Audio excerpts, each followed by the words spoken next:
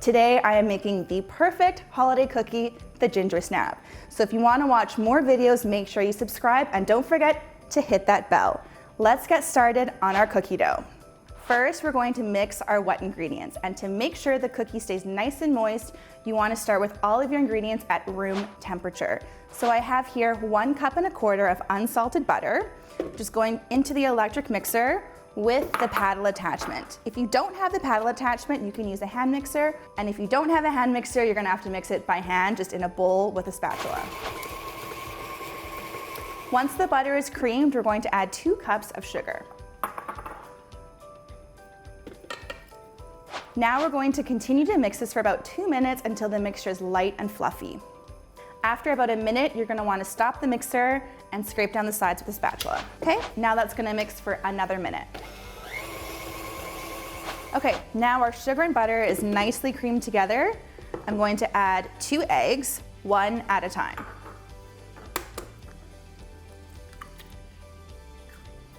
And now that's gonna mix for about 30 seconds.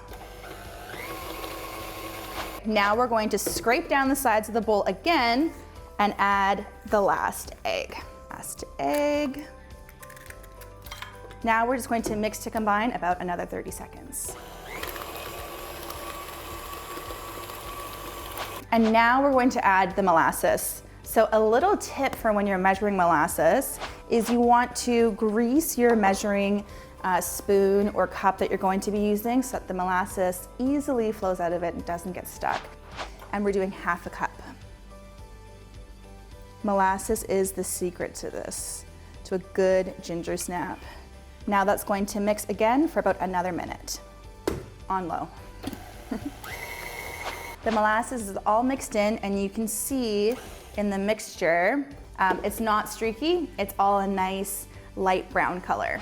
Okay, so now for the dry ingredients. I have 4 cups here of sifted all-purpose flour. To that, I'm going to add a teaspoon of salt, about a tablespoon of ground ginger, and about a tablespoon of cinnamon. Then I'm going to add 4 teaspoons of baking soda. So again, this is something you really want to be accurate with, so make sure when you're measuring a level teaspoon. And now for my little secret bonus, I like to add candied ginger. So this is found just in the dried fruits aisle. It's natural ginger that's just been dried with sugar. It's super good, it's really gingery, and it adds a nice little texture to your cookie. So that's about 2 tablespoons, it's going right into the dry. Now you wanna make sure you just give this a good stir. And now we're going to add the dry ingredients into the wet ingredients. And you want to be careful here not to add too much of the dry at one time, and you want to make sure you don't overmix your cookie dough because that's going to give you a really tough cookie, and that's exactly what we don't want. So when I'm adding my flour, I like to use something easy to handle, so a measuring cup works really well. Make sure you start your mixer slowly so you don't get any flour explosions. Okay, so just like that, just enough so that it's a little bit incorporated. Then we're gonna add our second addition, and you're just going to continue that until all of the flour is added. To make sure your ginger snap cookies are even sizes and perfectly shaped, I like to use a ice cream scooper. So you're just gonna scoop it out and put it on a silpat lined baking sheet. So large tray is scooped, we're just gonna go in and roll the cookies. Once these are all rolled, they're going to rest in the fridge for a minimum an hour. And this is also really important when it comes to the consistency of the cookie and making sure it's nice and chewy, because by letting the dough rest, you're allowing the gluten to kind of chill out, and that really makes a difference in getting a chewy ginger snap. So for the minis, the same thing, except we're going to break them in half.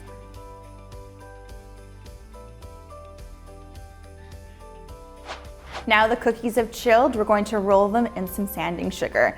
So this is, gonna give you that really classic crackle that you see on lots of gingerbreads. So all you're doing is rolling and then just pressing down. So this type of sugar that I'm using is specifically for coating, but you can use any type of sugar that you'd like. You can even use an icing sugar. That'll give you a little bit of a different effect, but you're still getting that cute crackle. Okay, and then a little sprinkle with the extra. These are gonna go into a preheated oven at 350, and because we have the two different sizes, there's going to be two different baking times. So the small ones are gonna be about 4 minutes, and these large ones are gonna be 10 minutes. And now for the cream cheese icing. We have 1 cup of cream cheese, half a cup of butter, and a cup of icing sugar. Make sure these two are at room temperature so that they combine and become nice and fluffy. Everything's going in at once. You're gonna mix again on low speed for about 3 minutes. And that's it. This is going to be the topping for our mini ginger snaps. Okay, the timer just went off and it's exactly been 10 minutes. Let's see how they look. Oh, okay. So that's what you want to see, okay? They're really nice and puffed up. And then to get that extra crackle, you're gonna smack it a couple times right on the baking sheet. So you see how just by tapping it on the counter, the cookies have deflated and you're left with this beautiful crackle effect. So you want to let the cookies cool for about 5 more minutes on the baking sheet because that's gonna give it its final little bake, and then we're going to transfer it to a wire rack to cool completely. And there we have it, the perfect ginger snaps 3 ways. So first we have our perfect jumbo chewy ginger snap, and then we're gonna take that a little bit further and make it into an ice cream sandwich. So we're going to take some caramel ice cream, just do a nice big scoop, and put it right in the center. You can use any type of ice cream that you'd like, but caramel just goes so good with ginger. But you could use a vanilla, definitely. You could use a chocolate, or if you get lucky and you find eggnog ice cream, that would be the perfect combo. So now we're just going to sandwich. Oh my gosh, so cute. And then for our minis, we have our cream cheese icing, and we're just going to do a little rosette on top. I like to serve this for a dinner party, or if you're having more of like an hors d'oeuvre style party. So we're just gonna go right in, just do a little rosette.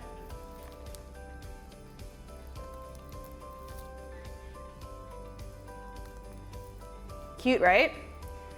And then I'm gonna garnish with some white pearl sprinkles. So just a really easy way to fancy up a really simple and perfect cookie recipe. And there you have it, our 3 ginger snap recipes. But you know what I think this needs? A special cocktail.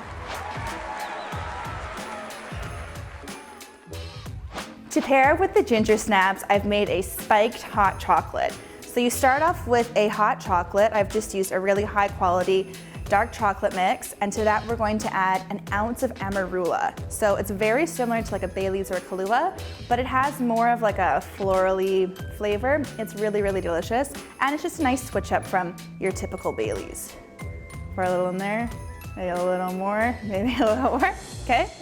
And then to top this off, a little bit of whipping cream, because hot chocolate is just not the same without it. Or is it gonna overflow? Okay, that looks good. And then a little dusting of cocoa powder. Oh my gosh, that looks so good. Should I dunk it? Okay.